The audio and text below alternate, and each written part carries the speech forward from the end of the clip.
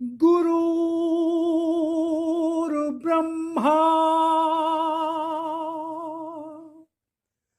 गुरुर्विष्णु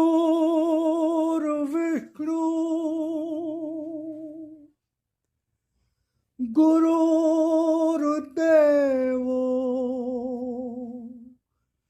महेश्वरा गुरुर्साक्षात् परब्रह्म तस्मै श्री गुरुवे नमः।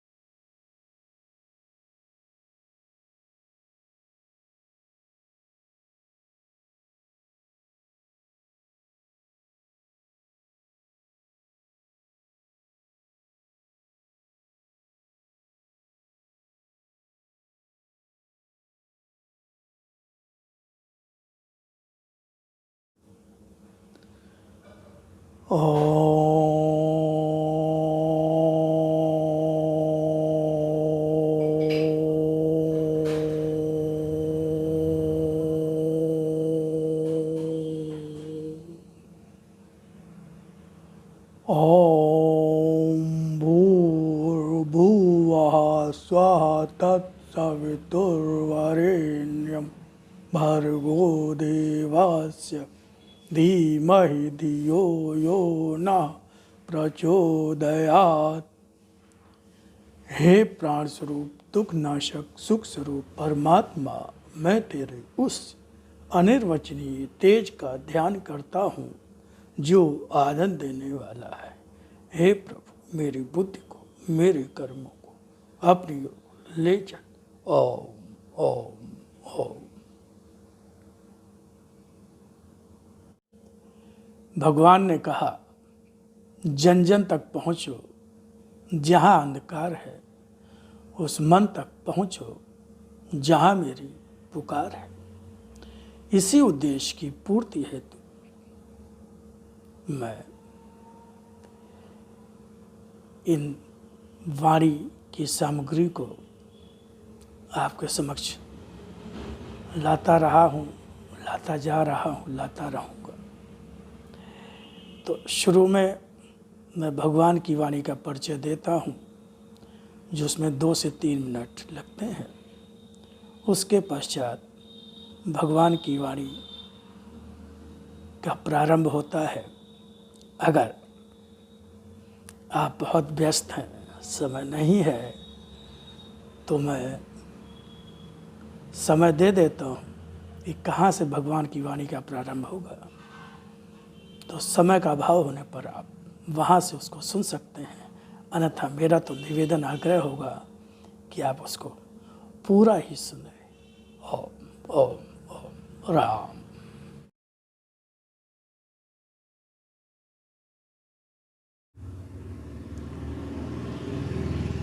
स्वयं भगवान की वाणी और अपने लिप रूप दर्शन के संबंध में क्या कहा, पहले उसको सुने, फिर आगे भगवान की वाणी को और सुने। वाणी को समझो, उसके एक एक अक्षर में अर्थ भरा है। कोई भी शब्द, कोई भी अक्षर मात्र भाषा का खेल नहीं, यह शक्ति है। वाणी है मेरी, जिसका रूप साधारण नहीं, जिसकी प्रामाणिकता को तलाशने अन्य कहीं नहीं जाना होगा, फिर भी उसके अक्षरों में मेरी वाणी का विश्वास लेकर, उसके रूप में मेरी शक्ति के दर्शन का विश्वास लेकर ही डूब जाना होगा। तभी पहचान सकोगे मेरी, तभी पहचान पा सकोगे मेरी, तभी पहचान पा सकोगे मेरी। इसी तरह आज भी तुम्हारा आराध्य भगवान ने, जिस तरह से भगवान श्री राम, भगवान श्री कृष्ण आए और उन्होंने असत्य धर्म का नाश किया, जब प्रभु श्री राम आए तो रावण मारा गया, जब भगवान श्री कृष्ण आए तो कंस और उसके सारे संगी साथी मारे गए। इसी प्रकार भगवान कर रहे हैं, इसी तरह आज भी तुम्हारा आराध्य फिर आया है तुम्हारे सामने। इसका रूप आज है वही जो पहले भी और सदा से ही पिता के रूप में, भगवान के रूप में कहते और पुकारते रहे हो अपने कष्ट भरे क्षणों में। और इस रूप में भी दर्शन जो मेरा है उसका प्रयोजन भी वही है।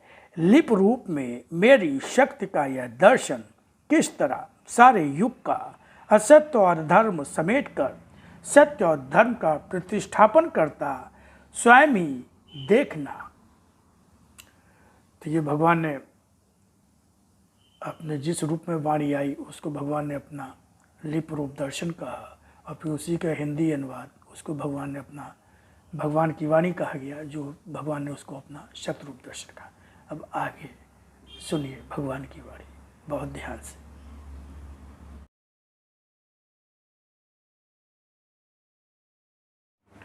मैं तो तुम्हारे जीवन के हर पल से बंधा विश्वास हूँ।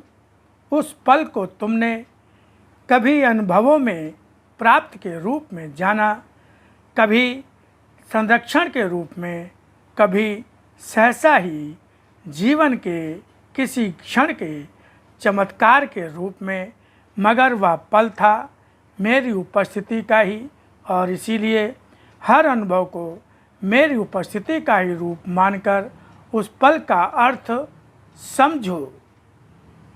मेरे लिए कर्म करने वाले का जीवन कभी भी कहीं पर अधूरा, अपंग या अभावग्रस्त नहीं रहता। यहाँ पर तुम्हें ऐसा भी लगता होगा कि यथार्थ तो कुछ और ही है, अर्थात जो जितना भी मुझे पूजता है वह उतना ही अधिक कष्ट पाता है, अभावग्रस्त रहता है, रोज़ नई समस्याएं आती रहती हैं। मगर यहाँ पर केवल तुम्हारा मुझ पर विश्वास ही तुम्हारे जीवन का सहारा बन सकता है। संसार में जीने के लिए जीने के आधार की आवश्यकता होती है। इन आधारों में तुम्हारा विश्वास सांसारिक आधारों पर होता है, जिन्हें तुम ऐश्वर्य और संपन्नता के रूप में जानते हो। मगर ये आधार स्वयं ही कुछ अर्थ में निरर्थक और निराधार होते हैं। कब किसके द्वारा ये समाप्त कर दिए जाएं, यह तुम नहीं जानते। इनकी समाप्ति के लिए बढ़े हुए हाथ उन हाथों को भी काट देते हैं जिन हाथों में वे सधे होते हैं। दूसरे आधार जिनकी बात मैं बता रहा हूँ, वे आधार ही वास्तविक आधार हैं, जो सशक्त आधार हैं, जिन्हें संसार की कोई शक्ति नहीं मिटा सकती है। इन आधारों की शक्ति इसलिए अधिक होती है क्योंकि ये आधार मुझसे अलग नहीं, मैं ही इन सब आधारों का आधार हूँ।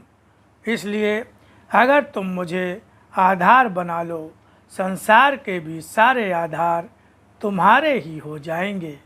जीवन को घसीटते हुए अपंग की तरह, जीवन को घसीटते हुए अपंग की तरह अगर जी भी लिए हो, उस जीने को जीने जैसा तो तुम नहीं मान सकोगे। इसलिए ऐसे जियो जिसे देखकर अन्यों को भी जीने का रास्ता मिल जाए, और अनेकों तुम्हें जीते देखकर उन्हीं आधारों को अपना रास्ता बना सकें। जीवन को कैसे जियो यही मैं तुम्हें बता रहा हूँ। अगर धन जमा करके जीवन को जीना आसान समझते हो और चेष्टा करने लगो कि कौन कौन से प्रयत्न करो जिससे अधिक से अधिक धन जमा हो जाए और तब तुम्हारा जीवन अत्यधिक सुखमय हो जाएगा, तो तुम्हारा यह सोचना व्यर्थ है। संबंधों को जोड़कर उन्हीं के पीछे भागते हो और समझते हो कि वे आधार तुम्हारे जीवन का सुख बनेंगे।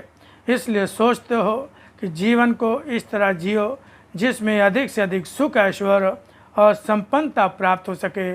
तो तुम्हारा यह सोचना भी कभी तुम्हारे जीवन को जीने का रास्ता, सुख और आनंद की प्राप्ति का रास्ता नहीं बन सकेगा। जीवन को जियो आस्था का आधार देकर, जीवन को जियो त्याग भरे कर्मों का संचय लेकर, जीवन को जियो भावना भरे उस विश्वास के साथ जिसमें प्रेम और त्याग हो।